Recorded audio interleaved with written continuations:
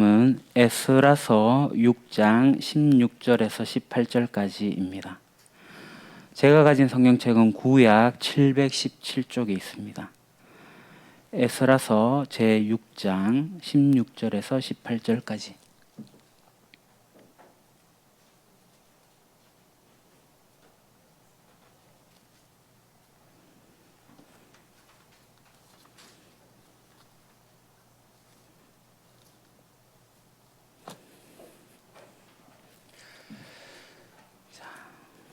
성경책이 없으신 분 앞에 화면을 보셔도 되겠습니다.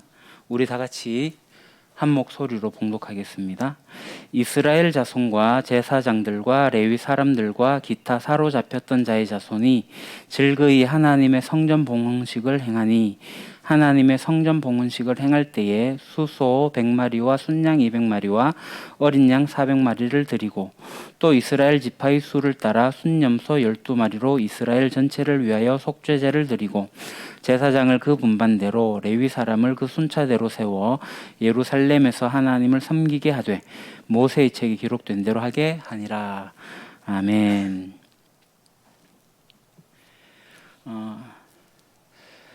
앞에 지도를 보시죠. 바벨론 제국이 아수르를 멸망시키고 애국까지 진격하기 위해서 유다까지 침공해오는 그러한 지도입니다. 그래서 남유다는 이 바벨론 제국에 의해서 3차에 의해서 공격을 당했고 3차에 의해서 이제 3차로 포로로 끌려가게 됩니다. 그리고 이 바벨론에서 70년 동안 포로 생활을 하게 되죠. 지금 눈에 보이는 하나님의 나라 이스라엘은 멸망했지만 지금 하나님께서는 지금 포로로 잡혀온 이들 1차 포로의 대표가 다니엘이고 2차 포로의 대표가 이제 에스겔인데 이들을 비롯한 하나님의 사람들을 통해 가지고 이 바벨론 땅에서 하나님께서 일을 하고 계십니다. 그리고 이 바벨론이 망하고 나서 이제 페르시아 제국이 들어오게 되죠. 바사 왕국이라고 합니다.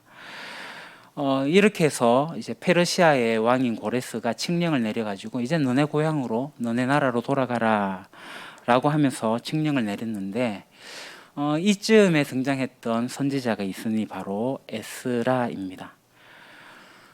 에스라 1장 1절에서 4절을 보시게 되면 고레스가 칙령을 내려요. 주보 안쪽에 여러분들이 참고해 주시기 바랍니다.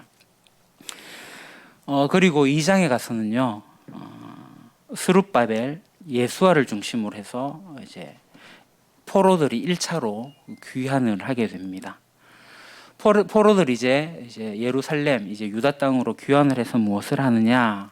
3장에 보니까 제사를 드리고 절기를 다시 지킴으로써 이 유대인으로서의 정체성, 하나님 나라 백성으로서의 정체성을 다시 확인을 하게 됩니다. 이제 3장 8절에 가서는 성전을 재건하기 시작합니다. 그렇게 이제 성전을 재건하는데 4장 9절 10절에 보니까 사마리아인들이 방해를 하기 시작하는 거죠. 사마리아인들이 이제 상소를 올려가지고 방해하기 시작하는 거예요. 그래서 왕이 하지 마라라고 하는 그 내용들이 이제 4장에 나오게 됩니다. 하지만 5장으로 넘어가니까 이 학계 선지자와 스갈의 선지자가 등장을 해가지고 성전 공사를 중단했던 거 다시 재건하자, 다시 하자 격려하게 되죠. 그래서 이제 6장에 가게 되면은 성전을 드디어 완공하게 됩니다. 이렇게 성전이 완공될 즈음에 바벨론에 어떤 일이 있었느냐? 바사 왕국에 어떤 일이 있었냐 하면 바로 에스더 사건이 일어나게 됩니다. 이제 이 유다 땅에서 성전 재건하다가 16년 동안 멈추었다가 다시 이제 지으면서 완공이 되게 될 때 이 수상궁에서는 에스더 왕비의 사건이 일어나게 되죠. 한편 에스더 왕비에 있었던 왕이 아닥사스다 왕이라는 거 여러분 아실 겁니다. 에스라에게 이제 칙령을 줘요. 그러면서 재정도 줍니다. 돈도 주면서 돌아가라는 거죠. 그러니까 2차 포로들을 모아라라는 겁니다. 그래서 에스라 7장에 가게 되면 그 내용이 나와요. 그래서 8장에서 이제 에스라가 포로 귀환단을 모집을 해요. 그리고 8장 31절에서 이제 36절을 보시게 되면 에스라가 중심이 되어 가지고 2차 포로가 예루살렘으로 귀환을 하게 됩니다. 그리고 이제 에스라 9장 10장을 보시게 되면 에스라가 이 포로 귀환한 백성들을 대상으로 성경도 가르치고 성전 예배 문화도 새롭게 확립하면서 삶의 개혁을 주도합니다. 하나님 나라 백성으로서 살아가야 하는 것들을 가르치고 있죠. 그러는 즈음에 이제 느헤미야가 오게 되어서 같이 함께 사역하게 됩니다. 이게 유다 왕국이 망하고 포로로 갔다가 포로로 귀환해서 일어나는 포로 시대의 역사의 줄기입니다. 자, 우리가 앞서서 왕국이 망하고 그래서 1차 포로로 갔던 다니엘, 2차 포로로 갔던 에스겔, 그들을 읽고 나면은 그들이 이 바벨론 땅에서 꿈과 환상을 보게 되잖아요. 그 보게 된 것처럼 이제 예루살렘으로 올라가서 성전을 재건한 히스토리가 이어지는 거예요. 그 내용이 어디에 담겨져 있느냐? 에스라서에 담겨져 있습니다. 그럼 이 에스라가 누구일까요? 우리가 지금 서바이벌 하고 있는데 지난주까지 제가 이걸 설교를 준비하면서 보니까 에스라를 적겠다라고는 칸이 비어 있었는데 확인을 해보니 어제 이제 권동희 집사님이 쓰겠다라고 기록해 두셨더라고요. 에스라서 써볼 필요도 있고 읽어볼 필요도 충분히 있습니다. 지금 현재 서바이벌 이렇게 진행되고 있습니다. 여러분 열심히 쓰시고 다 쓰신 분은 제게 제출해 주시면 되겠습니다. 다시 돌아와서 이 에스라서를 쓴 에스라는 누구냐? 에스라는 태어나 보니까 페르시아 왕국 땅이에요. 유대에서 태어난 사람이 아니죠. 그리고 성전을 재건할 때도 유대 땅이 없었어요. 성전이 다 재건되고 나서 귀환을 하게 되었거든요. 그럼에도 불구하고 이 에스라가 성전 재건의 역사를 기록했습니다. 그러니까 포로 시대를 집대성한 인물이 바로 이 에스라입니다. 그래서 에스라가 누군지를 잘 살펴보게 되면 여러 선지자들도 덩달아서 이해가 되어지는 지점이 있습니다. 그러니까 지금 에스라가 다시 돌아온 거는 성전이 다시 완공되고 나서도 60년이 지난 시점입니다. 그러니까 두 세대가 지나간 그런 지점이에요. 지도를 다시 보십시오. 지금 다니엘과 에스겔이 1차 포로로 다니엘이 끌려가고 그죠? 아직 유다는 망하지 않았어요. 2차 포로로 에스겔이 끌려가요. 포로 1세대라고 할 수가 있죠. 그리고 시간이 지나서 다니엘도 살다가 죽게 되는데 에스겔도 죽게 되죠. 시간이 한참이 지나갑니다. 이 1세대들이 포로 생활을 하면서 아이들을 낳고 다음 세대를 낳고 자식을 또 낳고 하면서 3세대, 4세대까지 이어지는 거죠. 그때에 나온 사람이 바로 이 에스라라고 할 수 있습니다. 그러니까 이 에스라와 느헤미야가 같이 사역을 하게 되는데 이 다니엘과 에스겔의 차이는 160년이라는 시간을 두고 있습니다. 그러니까 에스라는 1차로 포로 생활을 이제 1차 포로들이 귀환하고 나서 약 80년 만에 2차로 귀환을 하게 되는 거예요. 지금 보시는 것처럼 지금 화살표가 1차는 저 위쪽으로 갖다 내려오고 2차가 이제 그 밑으로서 들어오는 부분들이 있는데 이 기간이 약 80년 정도 차이가 나는 거예요. 기원전 458년에 귀향을 해요. 이게 연도가 1년, 2년 약간의 차이가 있는데 이게 어느 나라 연력으로 사용하냐에 따라서 차이가 조금 있긴 합니다. 그것은 크게 중요한 것은 아닌 것 같아요. 그럼 이 에스라가 귀환하는 이런 일들이 왜 중요하느냐? 성경에서 이 역사는 실제로 흘러가게 되었고 이 배경으로 해서 모든 일들이 일어나고 있기 때문에 그래요. 그래서 이 역사를 외면하면 길을 잃게 돼요. 여러분, 역사는 왜 중요하죠? 상식적으로 생각해도 해 아래 새 것이 없어서 과거에 있었던 일이 오늘날 계속 반복이 되는 것들을 보게 됩니다. 똑같은 일은 아니지만 모양을 조금 달라해서 똑같은 일들이 있죠. 그래서 역사를 알아야지 오늘 우리의 자리를 알 수가 있는 거고 우리의 자리를 알아야지 미래조차도 우리가 계획하며 준비하며 나갈 수가 있는 거죠. 그래서 역사는 매우 중요한 겁니다. 하나님 나라의 역사도 마찬가지예요. 왜 구약의 역사를 이렇게 장황하게 설명을 하느냐? 이 속에서 하나님께서 어떻게 역사하시는지가 오늘날 우리들의 삶의 자리를 재조명해 주기 때문입니다. 앞으로 우리가 만들어갈 역사를 이 말씀이 우리를 이끌어 가기 때문에 그런 거죠. 그래서 중요합니다. 성경책을 우리가 각각 보시게 되면 그 나무로 되어진 한 권 한 권들이 각각의 단편 소설처럼 이야기가 되어지고 각각의 권들이 재미있긴 합니다만은 이 성경이 전체 66권이 하나의 통으로 연결되어져 있습니다. 그래서 성경을 보실 때는 하나하나 해서 각권 각권을 보시는 것도 중요하지만 전체를 통으로 읽는 것도 매우 중요합니다. 그래서 성경 통독하자라는 걸 이야기를 하는 거예요. 근데 성경 통독을 창출 내민신해가 쭉 읽어나가면 안 읽어져요. 어려워요.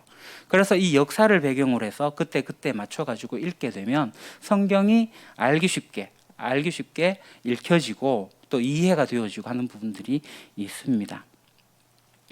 자, 지금 에스라가 2차로 귀환하게 되는데 80년이 지났으니까 1차로 귀환한 포로들은 벌써 죽었을 거예요. 많이 죽었을 거고 그들의 후손들이 바로 이 유대 땅에서 살고 있는 거죠. 그러다 보니까 이 세대가 흘러가면 이 복음도 그렇습니다. 세대가 다음 세대로 가면 자꾸 옅어지게 되어 있어요. 그러니까 어떤 민족적 사명이나 하나님의 부르심에 대해 가지고 흐지부지해져서 그 심지가 흔들리고 있는 지점이라는 거죠. 그 지점에 바로 에스라가 오게 된 거예요.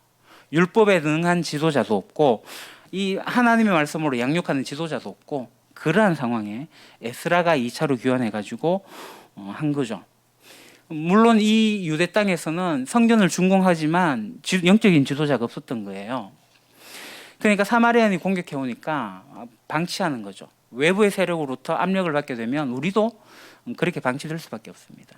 그럴 때 등장한 인물이 있었으니 이제 핫게스가랴인 거죠. 격려하는 거예요. 할 수 있도록 도와주는 거예요. 그래서 성전이 마침내 완공이 되어지고 그래서 이 에스라에게 하나님의 사명을 하기 위한 일들이 에스라에게 벌써 준비가 되어지고 있었던 거고 그래서 에스라가 2차로 포로 귀환을 하면서 이제 그들에게 말씀을 가르치는 거죠. 다시 말씀드리지만 이 에스라가 누구냐? 에스라는 태어나 보니까 어디예요? 바벨론, 그러니까 페르시아 땅이었어요. 그러니까 에스라는 내가 바벨론 포로 때에 잡혀온 우리 조상들의 자손이구나, 그 후손이라는 것을 자각을 하게 돼요. 그리고 나라도 벌써 바뀌었죠. 바벨론이라는 나라가 메데바사에서 페르시아로 이렇게 나라가 바뀌어지는 지점에 태어나게 된 거예요.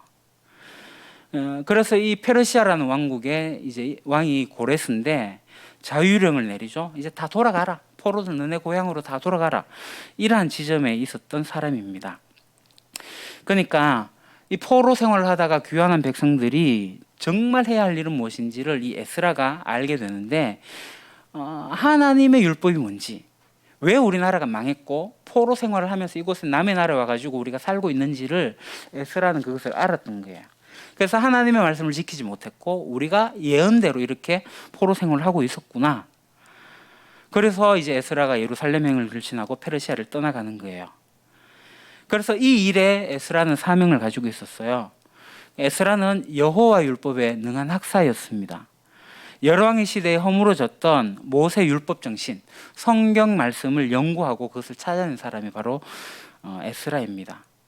그러니까 이 바벨론 땅 바사 제국이라는 곳에서 그 열악한 환경 속에서 이 에스라가 했던 일은 뭐냐면 성경 연구예요. 모세 율법을 연구한 거예요. 그리고 그 말씀을 찾아가지고 순종하며 살았던 사람이 바로 에스라입니다. 이 에스라는 포로 시대의 모세라고 할 수가 있습니다.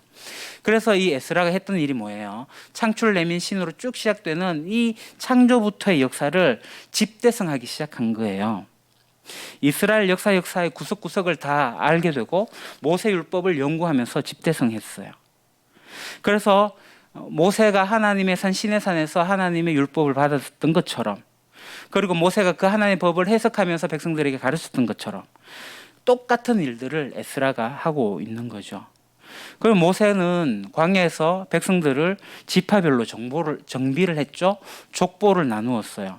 그 에스라도 마찬가지예요. 이 귀환한 백성들, 그죠? 포로였다가 귀환한 이 백성들을 족장들에 따라서 개념을 나누는 거예요. 질서를 찾게 되는 겁니다. 너네들의 조상이 누구냐? 거슬러 올라가니까 우리가 하나더라. 그 결국에는 아담이 있더라. 하나님이 있더라라는 거예요. 그러니까 포로 시대의 민수기 역할을 에스라가 하는 거예요. 그래서 이러한 일을 집대성한 책이 바로 역대상하입니다. 그러니까 역대상을 제가 지금 필사하고 있어요. 여러분들 가운데 역대하를 필사하시면 좋겠습니다. 에스라는 무엇보다도 그의 혈통이 이 이방 민족들과 섞이는 것에 대해서 매우 민감했습니다. 그래서 에스라는 무엇보다도 우리 하나님의 사람들이 이방인들과 섞이면 안 된다라는 생각을 했어요. 뭐예요? 바알과 섞이면 안 되는 거예요. 셈의 계열과 가인의 계열은 섞이면 안 되는 거예요. 이것이 하나님 나라의 원리입니다. 섞이면 안 되는 겁니다. 엘리야처럼 북이스라엘이 이 아수르에 의해서 망하게 되고 아수르가 혼혈 정책을 쓰면서 섞이게 만드는 거예요. 그래서 그들이 사마리아가 되는 거거든요. 그 이들 때문에 결국 남아있는 유대인들의 정체성조차도 흔들리게 되는 혼혈이 되어지는 것을 이 에스라가 용납할 수가 없었어요. 그래서 우리가 에스라 보면 좀 지금의 시대에서 이해하기 힘든 부분들이 있습니다. 이방인들과 결혼한 이 결혼을 그러니까 이혼시키는 거죠. 이방인 아내들을 돌려보내는 장면을 봅니다. 오늘날 우리가 생각하면 이게 좀 너무한 거 아닌가? 그들이 결혼해갖고 애도 낳았는데 애들은 어떻게 하나? 아내가 쫓겨갈 때 그들의 실망은 어떻게 되나? 이 종교 문제로 가정이 깨지는 게 맞나? 뭐 이런 생각이 오늘 우리가 들 수가 있습니다. 요즘도 실제로 미국이나 유럽 등지나 또 우리나라도 그렇지만 불법 체류자가 발각이 되면 가족들로부터 떼어내게 되죠. 자기 나라로 쫓겨나게 됩니다. 이런 사건들을 접하게 되면 평범한 우리로서는 참 안 됐다라는 생각이 들 수밖에 없습니다. 그러나 그 시대의 그 상황, 유대인의 순수성이 유지되느냐 안 되느냐 이 판가름 나는 위기의 상황이었어요. 그래서 하나님께서는 이 가나안 땅에 입성하게 될 때도 어떻게 했어요? 그 땅의 백성들을 전멸해라고 그랬습니다. 섞이면 안 되기 때문에 그래요. 굉장히 잔인한 하나님 같지만 이 지점이 전체를 보는 굉장히 중요한 뷰 포인트가 되는 겁니다. 섞이지 않게 하시려고 그런 것입니다. 섞여버리면 북이스라엘의 이 사마리아 사람들처럼 될 수밖에 없는 상황인 거예요. 섞인다는 것은 있을 수가 없는 겁니다. 이건 그냥 단순히 감정적인 문제는 아니에요. 그러니까 하나님의 관점이 있죠. 하나님 나라의 관점. 두 번째가 바로 섞이지 말라는 거예요. 첫 번째 관점은 뭐예요? 누가 왕이냐? 두 번째 관점은 섞이면 안 된다는 겁니다. 에스라는 이 사실을 분명히 알았던 사람이에요. 하나님 나라의 원리를 안 사람이 에스라입니다. 그래서 성전을 다 지은 후에 백성의 삶을 그렇게 살 수 있도록 지도한 사람이 에스라인 거예요. 그래서 우리는 단순히 에스라가 선지자 중에 한 사람이구나 라고 가볍게 생각했을지 모르지만 이 성경 역사 속에서 에스라는 매우 중요한 위치를 차지하고 있다는 것을 아셔야 됩니다. 에스라는 포로 시대에 모세의 역할을 했고 포로 시대에 엘리야 역할을 했던 사람입니다. 또 에스라는 160년 전에 다니엘이 본 환상, 에스겔이 본 환상, 그 정보를 알고 있었던 사람이죠. 그래서 하나님께서 다시 나라를 회복하신다는 것을 이 예언자들을 통해서, 먼저 있던 선조들을 통해서 있었던 예언을 알았던 사람이고 거기에서 힘을 얻었던 사람이에요. 그러니까 말씀을 알게 되고 그에 대해서 힘을 받고 있었고 말씀대로 살려고 했던 사람이 에스라인 겁니다. 그러니까 이사야의 예언이나 예레미야의 예언을 알고 있었기 때문에 다니엘과 에스겔의 환상을 통해서 알고 있었기 때문에 그가 가야 할 방향이 분명했기 때문에 에스라는 그 일을 했던 사람입니다.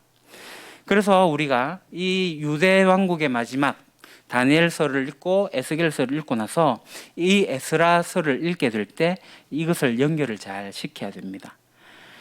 다니엘과 에스겔이 성전 재건이라는 실제적 사명을 제시하고 있었던 거예요. 에스겔은 성전 환상을 본 사람입니다. 그리고 이 둘의 공동의 사명을 자각하면서 한 마음이 되면서 이제 그 다음 시대가 이어지는 거죠. 그래서 우리가 다니엘을 읽고 에스겔을 읽고 그 다음 에스라를 같이 읽어 나가면 됩니다. 그래서 우리가 이 책들을 보시면요 어떻게 되냐면 창출, 레민신, 사사 해가지고 3왕까지 다 보고 난 다음에 에스라서를 역대상하로부터 다시 한번 보게 되면 그 뒤에 나오는 여러 가지 책들이 있습니다. 학개, 스가랴를 비롯해가지고 에스더, 느헤미야, 말라기까지 이 다 연결이 되어지는 지점이 바로 이 에스라입니다. 다시 이것을 전체적으로 요약을 하겠습니다. 자,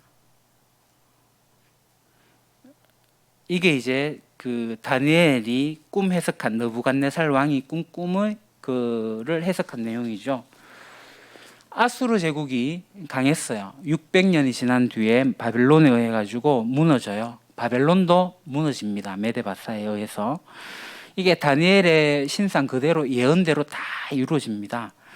바벨론이 90년 동안 힘을 키우고 있었는데 저 끝에 메데라는 작은 나라가 점점 힘을 키우면서 실력을 키워온 거죠. 그 메데는 이후에 바사라는 제국의 모체가 됩니다. 그래서 이 페르시아의 왕 고레스는 유대인에게 매우 특별한 사람이죠. 하나님께서 그 마음에 감동을 주셨다고 해요. 그래서 에스라가 이렇게 말하고 있습니다. 역대하 36장 22절 그리고 에스라 1장 1절이 같은 내용으로 되어져 있어요. 페르시아의 고레스 왕의 마음을 움직이셨고 에스라에 보면 페르시아 왕의 마음을 감동시켰다라고 되어져 있는 거죠. 고레스가 이 바벨론을 정복하자마자 이 페르시아 왕이 되어서 유다 포로들에게 자유령을 선포하는 거예요. 그래서 너네 나라 다 돌아가라. 이게 기원전 538년의 일이에요. 바벨론이 포로로 잡혀온 이후에 약 70년의 시간이 흐른 것 맞습니다. 실제로 예루살렘으로 돌아왔고 이것이 예레미야의 예언대로 1차 포로 귀환이 된 거예요. 예언대로 진행이 되었습니다. 그러니까 지금 이게 성경이에요. 성경은 세계 제국사를 다 설정하고 있습니다. 그래서 이 포로로 돌아온 그들의 명단도 다 기록해요. 이게 뭐냐면 역사적 사실이기 때문에 그래요. 그래서 우리는 역사, 이 사실을 따라가지고 창조로부터 지금까지 이렇게 흐르고 있는 중이에요. 지금 에스라가 이때 돌아온 건 아니지만 이 모든 것을 에스라가 기록으로 역대상 하에 남겨놓았습니다. 자, 이제 70년간의 포로 생활을 마치고 돌아온 유대인들은 유대 땅에 와보니까 성읍이 황폐해져 있어요. 그래서 그들이 살아갈 집도 다시 짓고 보수하고 그러면서 공통적인 목표를 가지고 있었는데 그 공통적인 목표가 뭐냐면 바로 이곳에서의 성전 재건이었습니다. 포로 생활을 하면서도 하나님의 약속을 기다린 사람들이었어요. 이제 팔을 걷어붙이고 그 프로젝트에 나서는 거죠. 그때에 이제 주도자가 되었던 사람이 이제 스룹바벨 예수와입니다. 이제 귀환한 유대인들이 으쌰으쌰하면서 성전을 재건하기 시작하는 거예요. 이 예루살렘에 돌아오자마자 족장들은 자원하는 마음으로 성전 건축 헌금도 드리게 됩니다. 건축에 필요한 자재들은 저 이웃 나라 레바논에서 수입해 오기도 합니다. 백기를 통해 가지고 지중해로 운반했으니까 굉장히 거국적인 사업이었다고 할 수가 있습니다. 그렇게 하고 있는데 여러분 보시다시피 사마리아인들이 등장을 해요. 스룹바벨과 족장들을 찾아와 가지고 자기들도 건축하는 일에 동참하겠다고 하죠. 그런데 유대인들은 거절해요. 그들과 섞이면 되지 않으니까. 그래서 사마리아인들이 그때부터 방해하기 시작합니다. 방해 세력이 나오니까 성전공사가 중단됩니다. 성전공사하는 거 그만하고 이제 자기 집과 농경지를 보살피는 데 주력을 해요. 그래서 16년 동안이나 성전공사가 방치가 됩니다. 꽤 오랜 시간이 지났죠. 그때 바로 누가 등장하느냐? 학개와 스가랴가 등장을 해요. 그러면서 정신적인 힘을 불어넣어주게 됩니다. 재건을 격려하게 되죠. 그래서 1차 포로로 귀환한 이 백성들이 힘을 내어가지고 다시 기원전 516년에 성전을 완공하게 됩니다. 우리가 학개 스가랴 읽어보시면 아시겠지만 학개는 딱 2장이에요. 거기에 이제 스룹바벨 예수아가 등장하는지 한번 살펴보시고요. 에스라를 읽다가 이 학개로 가려고 하면은 성경책을 보시면 아시겠지만 수백 페이지를 넘겨야지 학개가 나오는데 바로 붙어 있는 책입니다. 시대적으로. 에스라를 읽으면서 학개도 같이 읽으시면 좋습니다. 그리고 스가랴는 에스겔 책과 비슷해요. 내가 보니라는 단어가 좀 나오죠. 이 묵시적인 단어거든요. 묵시라는 것은 본 것을 기록한 것이 묵시라고 했지 않습니까? 그런 내용이 스가랴에 등장하고 있습니다. 그 단어가 어디에 나오냐 하면은 요한계시록까지 이어지고 있는 거예요. 이게 이제 성경의 이야기입니다. 성전 완공이 관점이기 때문에 그렇게 되어져 있어요. 그러면서 스가랴를 여러분 읽어보시면 아시겠지만 또다시 반복되는 단어가 그날 계속 그날을 이야기하고 있습니다. 그러면서 미래에 오는 그 날을 기다리고 있어요. 그래서 열방에서 이 성전에 와서 예배드리는 오는 그런 장면도 우리가 쉽게 성경 읽으면서 목도하게 됩니다. 그 우주적인 이제 하나님 나라 완성 지점은 최종 성전으로 이어지기 때문이에요. 자, 여기까지가 1초 포로 귀환에 대한 이야기입니다. 자, 2차, 3차는 다음 주로 해서 이제 이 구약의 이야기는 다 끝이 나게 됩니다.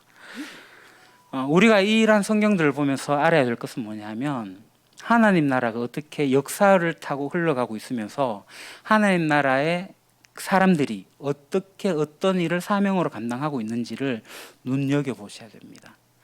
지금 구약을 통해 가지고 신약의 메시아이신 예수 그리스도, 그리고 요한계시록의 최종 완성되어질 새하늘 새 땅까지 우리가 조명을 해가면서 성경을 보셔야 되는 거죠. 이 성전 완공이 굉장히 중요한 것은 오늘날 우리가 성전이기 때문에 그렇습니다. 예수님이 다시 오는 그날 새하늘 새 땅에 오게 될 때 예루살렘, 새 예루살렘에는 성전이 없어요. 왜냐하면 하나님이 우리 가운데 거하시기 때문에, 우리가 성전이기 때문에 그렇습니다. 그것을 아셔야지 우리가 성전된 개념으로서 오늘 우리들의 삶이 얼마나 거룩해지는지, 성전이 하는 역할은 하나님을 예배하는 것이니 우리가 어떻게 예배해야 할 것인지, 그 이 예배는 하나님이 종말에 우리가 얼굴과 얼굴을 맞대어 보는 것이니 종말론적인 상황에 가서 예배를 드리는 그 지점까지 가야 됩니다. 그래서 오늘날의 우리의 예배는 종교적 행위가 아니에요. 종교적 행위는 하나님께서 싫어하십니다. 오늘 우리가 드리는 이 예배는 하나님과 우리가 맞대어 드리는 예배, 하나님의 말씀을 듣고 순종하겠다고 결단한 예배, 그리고 이 예배 참여함으로써 내가 하나님 나라 백성으로서 한 주를 어떻게 살아갈 건지를 결단하는 예배, 그래서 내 마음을 드리는 시간이 바로 이 예배입니다. 그래서 이 설교 후에 마음으로 드리는 예배 왜 기록하라고 하냐면 그 마음을 여러분이 기록한 것을 하나님께서 받으시기 때문이에요. 물론 기도해도 받으십니다만은 기록하는 것이 더 중요합니다. 기록하지 않으면 이 성경이 우리에게 전해지지 않았을 거잖아요. 그들이 다 묵상하고 하나님만 생각만 했다면 우리에게 주어지지 않아요. 이 기록은 내 마음을 드리는 1차적인 원리가 있지만 2차적으로는 지속 가능한 다음 세대를 향한 일이기 때문에 그렇습니다. 그래서 마음으로 드리는 예배 여러분들이 기록을 하십시오. 여러분들의 마음을 글로 표현하는 건 매우 중요한 일입니다. 그것이 이제 지난 보들 수업으로 우리 교인들에게 공개가 되잖아요. 주보 마지막에 표시가 됩니다.